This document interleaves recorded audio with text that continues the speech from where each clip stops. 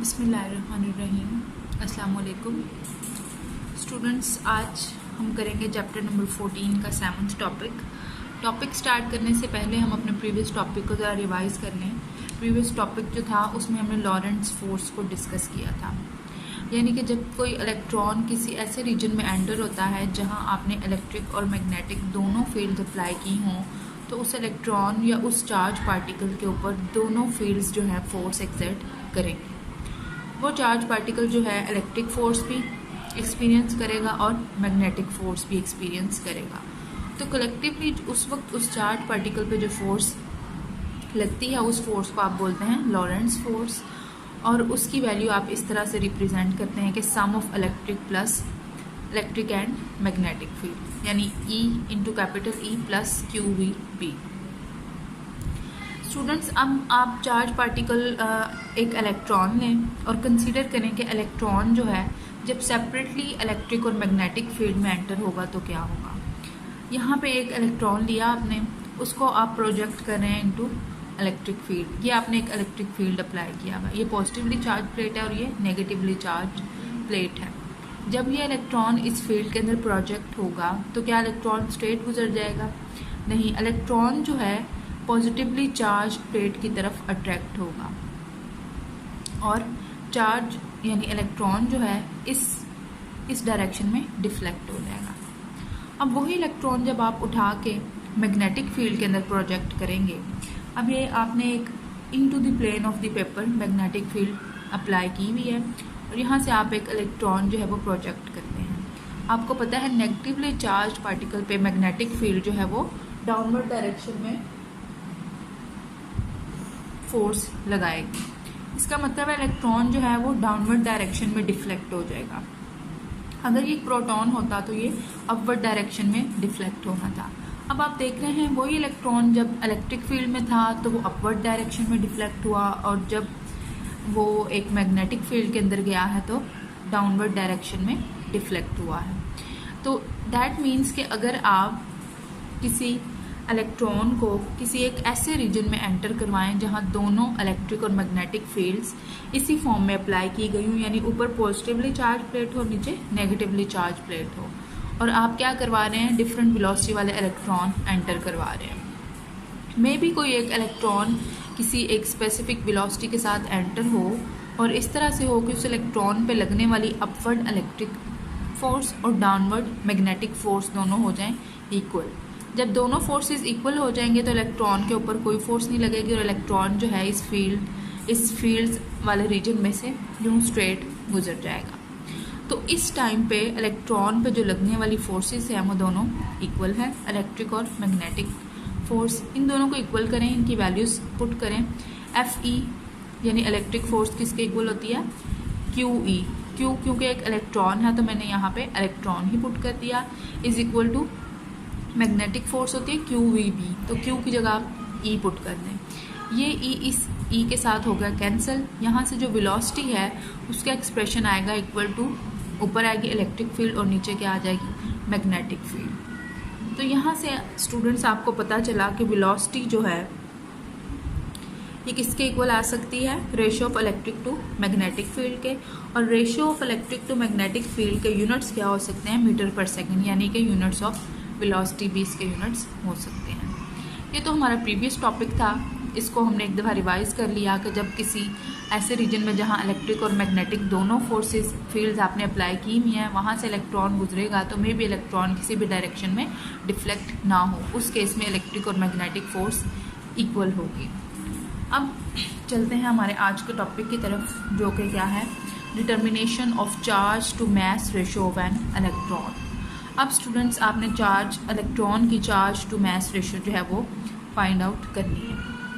इसके लिए आप consider a narrow beam of electrons moving with a constant speed v, be projected perpendicular to a non uniform magnetic field B।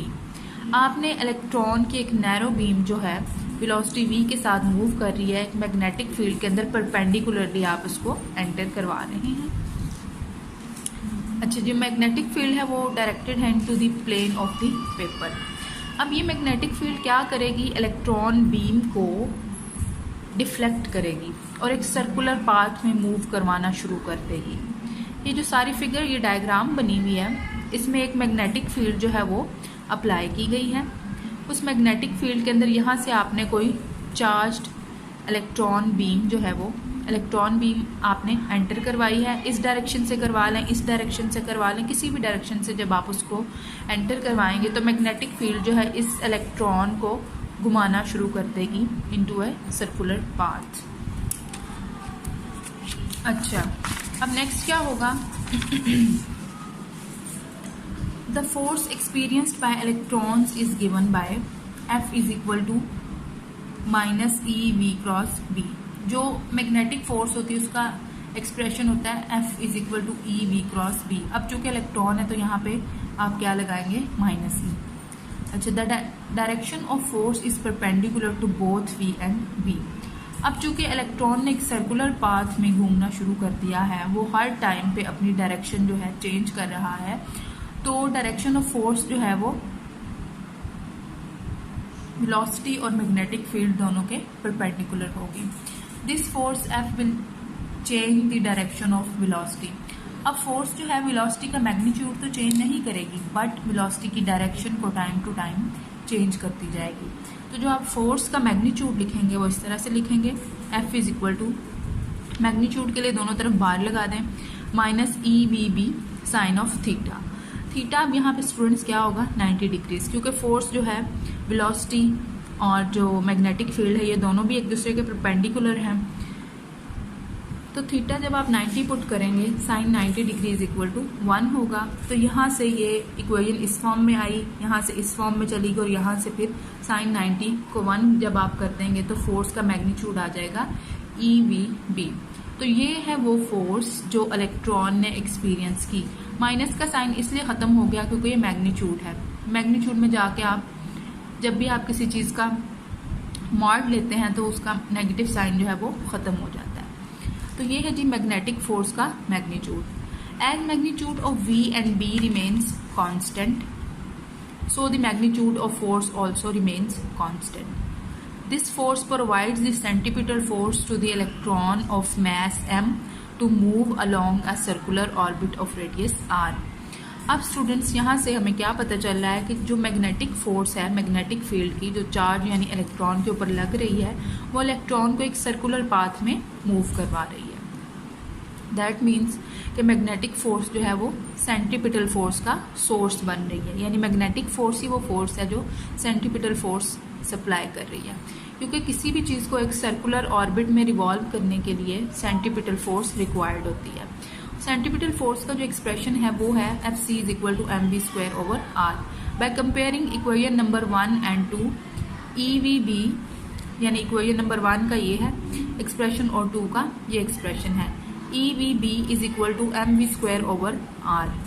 v को आपने cancel कर दिया v के साथ,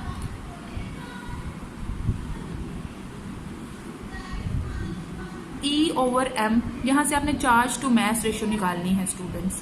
तो आप क्या करेंगे, इलेक्ट्रॉन यानी चार्ज को इधर रहने दें, मैस को इधर लाकर डिवाइड कर दें, बाकी सारी चीज़ों को इधर ले लें। V ओवर आर बी बन गई आपकी इक्वेशन। हाँ जी स्टूडेंट्स, तो यहाँ तक इक्वेशन हमने डिराइव कर ली। चार्ज टू मैस रेशियो हमारे पास आ गई velocity over radius into magnetic field के इक्वल। अब स्टूडेंट्स यहाँ पे हमें क्या चीज़ नोन है, सिर्फ मैग्नेटिक फील्ड जो हमने खुद सप्लाई की हुई है उसकी वैल्यू हमें पता है। वेलोसिटी की वैल्यू भी नहीं पता हमें और रेडियस की वैल्यू भी नहीं पता। जब तक हम इन दो चीज़ों की वैल्यू नहीं निकाल लेते हम charge to mass ratio calculate करने के काबिल नहीं हो सकेंगे। तो हम अब क्या निकालेंगे, रेडियस, जिस सर्कल में इलेक्ट्रॉन घूम रहे हैं उस सर्कल का रेडियस और साथ ही वो किस वेलोसिटी के साथ रिवॉल्व कर रहे हैं वो वेलोसिटी भी आप फाइंड आउट करेंगे। तो पहले आप डिटर्मिनेशन ऑफ रेडियस करेंगे। किसी भी चीज़ का रेडियस कैलकुलेट करने के लिए पहले आप या तो डायमीटर कैलकुलेट कर लें या डायरेक्ट आप रेडियस भी कैलकुलेट कर सकते हैं। उसके लिए सर्कल आपको विजिबल होना चाहिए। जिस सर्कुलर पाथ में इलेक्ट्रॉन जो है रिवॉल्व कर रहा है, अगर वो सर्कुलर पाथ आपको विजिबल हो जाए तो आप उसका रेडियस जो है आप कैलकुलेट कर सकते हैं। तो उसके लिए हम क्या करेंगे, the radius R is measured by making the electron trajectory visible, यानी इलेक्ट्रॉन जिस पाथ के ऊपर घूम रहा है उसकी ट्रेजेक्ट्री को आप विजिबल बनाएंगे। A glass tube is filled with a gas hydrogen at low pressure. Low pressure पे क्यों रखेंगे, ताकि हम उसका एक्साइटेशन पोटेंशियल जो है वो डिक्रीज कर सके। And placed in uniform magnetic field of non value. आप क्या करेंगे, आप एक ग्लास ट्यूब के अंदर हाइड्रोजन गैस को लो प्रेशर पे फिल करेंगे और उसको एक मैग्नेटिक फील्ड जिसकी वैल्यू आपको पता हो उसके अंदर रख देंगे। As electrons are projected into this tube they begin to move in a circular path. अब जब आप उस ग्लास ट्यूब के अंदर इलेक्ट्रॉन्स को प्रोजेक्ट करेंगे तो क्योंकि आपने ट्यूब को मैग्नेटिक फील्ड के अंदर रखा हुआ है तो चार्जेस यानी इलेक्ट्रॉन्स के ऊपर मैग्नेटिक फोर्स लगेगी और चार्जेस जो हैं वो सर्कुलर पाथ में मूव करना शुरू कर देंगे। During their motion electrons collide with atoms of the gas. जब वो मूव कर रहे होंगे तो एटम्स जो इलेक्ट्रॉन्स हैं गैस के एटम्स के साथ कोलाइड करेंगे। This excites the atoms and when they D excite emit light. जब वो दोनों कोलाइड करेंगे आपस में तो जो एटम्स हैं गैस के वो एक्साइटेड फॉर्म में आ जाएंगे, यानी वो कुछ एनर्जी एब्जॉर्ब करके एक्साइट हो जाएंगे।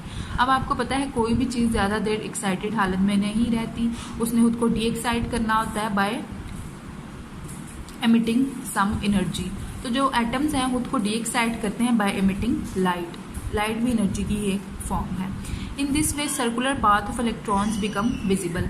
अब जब एटम्स जो हैं उस रिंग के अंदर एक इलेक्ट्रॉन जो है घूम रहे हैं उसके साथ वाले जो एटम्स हैं वो एक्साइट हुए हैं, वो जब डी एक्साइट होंगे तो लाइट एमिट करेंगे। इस तरह वो जो सर्कुलर पाथ जिसके अंदर इलेक्ट्रॉन घूम रहे थे वो पाथ जो है वो विजिबल हो जाएगा।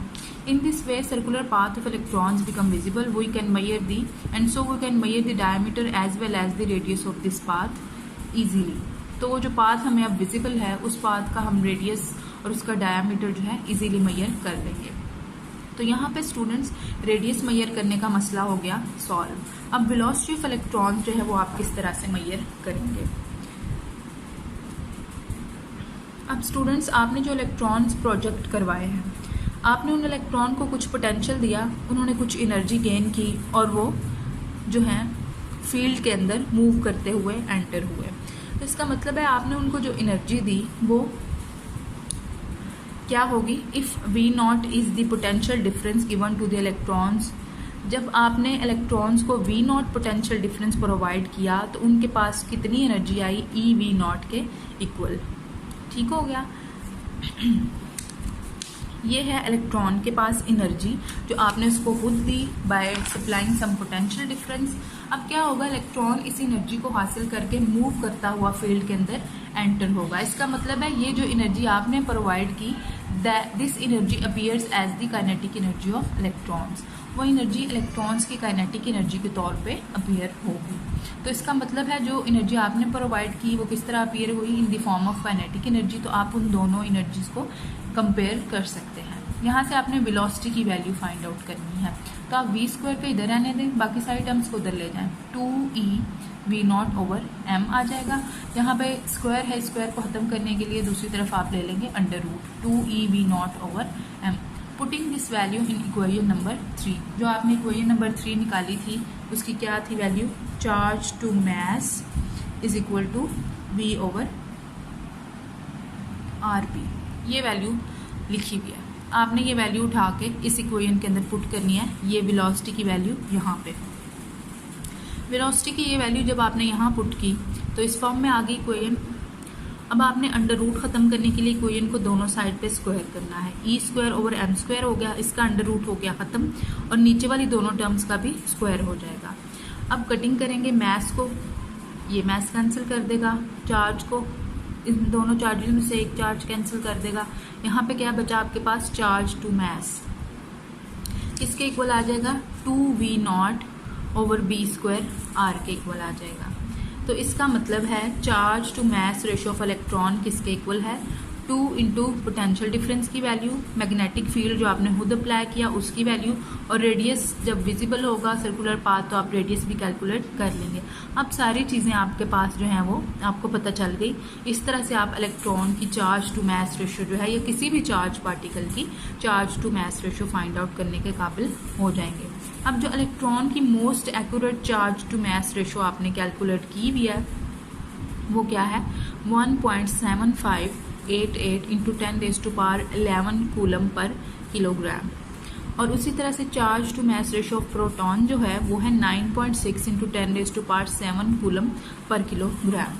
ये हमें क्या बताता है ये एक्सप्रेशन कि 1 किलो इलेक्ट्रॉन्स के ऊपर इतने कूलम चार्ज होगा, 1 किलो प्रोटॉन के ऊपर इतने कूलम चार्ज होगा। ठीक हो गया। तो आज के टॉपिक में हमने इलेक्ट्रॉन की charge to mass ratio find out करने के लिए सारा जो एक्सपेरिमेंट है वो परफॉर्म किया। किस तरह से हमने परफॉर्म किया, हमने इलेक्ट्रॉन की एक नैरो बीम को कुछ पोटेंशियल देके मैग्नेटिक फील्ड के अंदर एंटर करवाया। जब मैग्नेटिक फील्ड के अंदर एंटर होगा इलेक्ट्रॉन तो एक सर्टेन वेलोसिटी के साथ सर्कुलर पाथ में मूव करना शुरू कर देगा। देन हमने क्या कंक्लूड किया कि जो मैग्नेटिक फोर्स है यही सोर्स है सेंट्रीपिटल फोर्स का। दोनों फोर्सेस को हमने इक्वल किया तो हमारे पास एक इक्वेशन आ गई चार्ज टू मास रेशो की, जो कि किसके इक्वल आई V/RB के। अब यहाँ पे V भी नहीं हमें मालूम था और R भी मालूम नहीं था। ये दोनों कैलकुलेट करने के लिए हमने कुछ टेक्निक्स यूज़ की।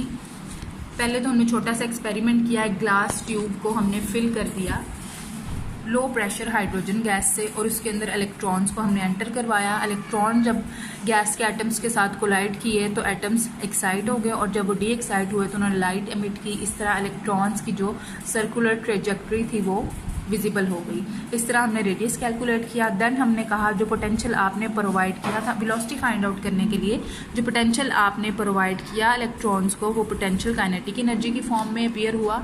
तो हमने उन दोनों एनर्जीज को इक्वेट करके फाइनली जो चार्ज टू मास रेशो का फॉर्मूला निकाला उसमें हमें सारी चीज़ें नॉन थी। That was equal to E/m is equal to 2V0/B²R²।